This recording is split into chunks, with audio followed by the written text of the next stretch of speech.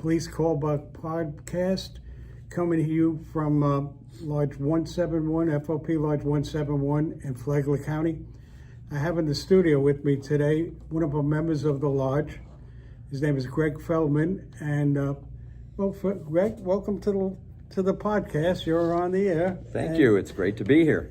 So tell us, where were you born and raised? I was born and raised in Chicago. Great city back in those days to live. A little bit shakier now. Although if you're working there, good for you. Went to the University of Oklahoma. And I'll tell you, I got there because I wanted to get as far away from Chicago as possible, and that was one of the few places I got accepted for college. In my second year, I wasn't real sure about what I was going to do with my life, and I met a gentleman who had just started a law enforcement program there. And he said to me, he said, tell you what, make you a deal. You take the introductory course, you do all the work, and no matter how well or poor you do, I'll give you an A. And I really needed that A. So I went to the first class, and after that I was hooked. Came back, I worked for the University Police for about a year and a half, 2 years there.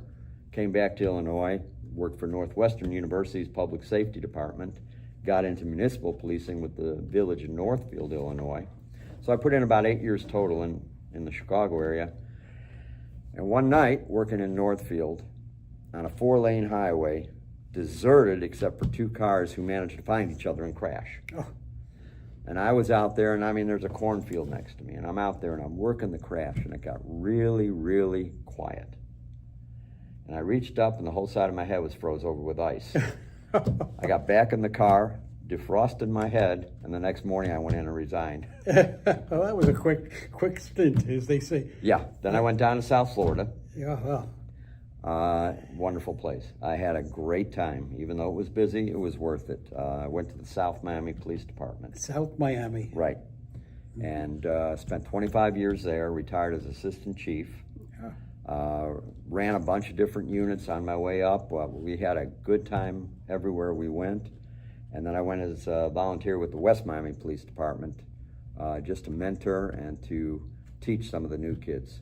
And new kids, because they're all younger than me. Yeah, everybody's younger than Yep. And I did that for a few years, during which I had also been the director of safety and security at a college called Johnson and Wales University in North Miami. From there, I was recruited to go to the state, and that was the Department of Children and Families. They were really in turmoil. They had picked a new state secretary who happened to be the former attorney general, and he and his number 2 recruited me to be the criminal justice coordinator for the southeast region of Florida. Sounds interesting. So I was that, and he charged me with finding missing kids. There was a lot of kids who were missing from state care. And I went in there were 718 in 4 counties. And 70% of it was shoddy paperwork.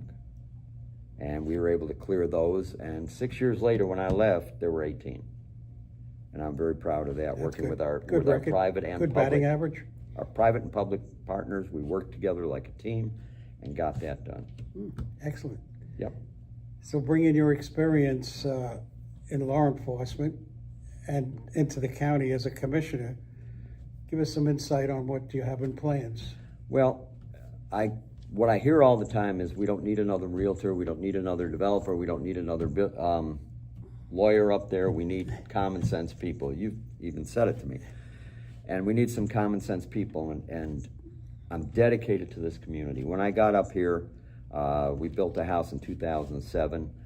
I immersed myself in this community. And when I say immersed, I learned everything there was to learn about it, from the boundaries to the different characteristics of the different neighborhood. I basically learned the history, the culture, all that stuff. And from there, I volunteered. And I volunteered on several boards, which I'm still a member of, the Flagler County Cultural Council, Northeast Florida's Crime Stoppers, the Volusia Flagler Transportation Planning Organization's Community Advisory Council, Flagler Tiger Bay Club, and I've also been active in other things too. The bottom line is I care about this community. I want to make it so that people have life just a little bit easier. Sounds good. Sounds excellent, better than good. Well, thank you for that. So now, what are your plans as far as the, on the county commission, using your experience in law enforcement, how does that move over into civilian life, more or less? Well, number one is the commission, and I'm not saying they're not.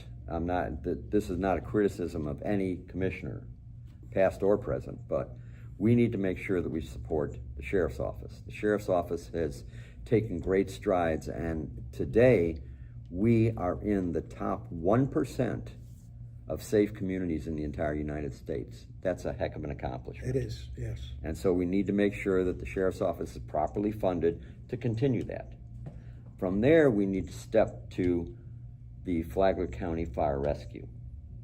And I always give a disclaimer that I have two sons who are in service here in Flagler County as firefighter paramedics, and they've been for a number of years. So what I'm about to say, I disclaimer because people will think that it's a personal interest. Well, yeah, I care about my kid's career, but I also care about all of us. And last year, Fire Rescue, Flagler County, not Palm Coast, Flagler County Fire Rescue had over 20,000 calls for service. Wow, didn't realize it was that much. Yep. Of those 20,000, this is the tough part, over 15,000 were medical calls. Medical calls. Well, we're an age-related community. It spans all age. You're right, but it spans all ages, and that's accomplished by 9 rescue units.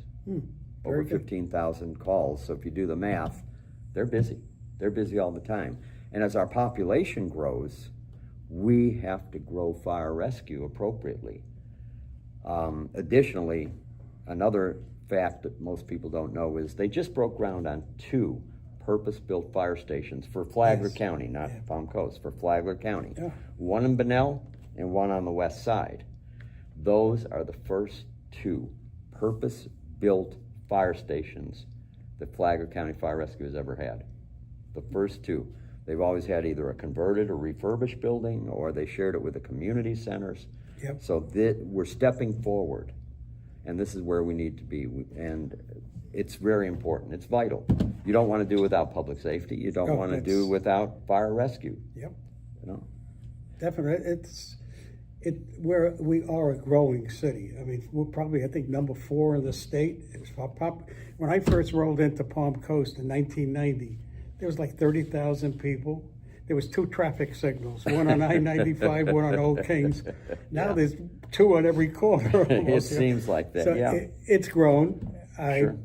I'm not happy with it growing, but it's a great place to be, great place to live. And it attracts people from all over the country. And a lot of people move here and they're very happy with it. And I'm happy, and I'm happy I've been living here permanently for 25 years, but even though I had property, I came here full time, and a lot of volunteering, and we started this lodge, and other things we do. We try to help the community here, and I know you've been helpful with us.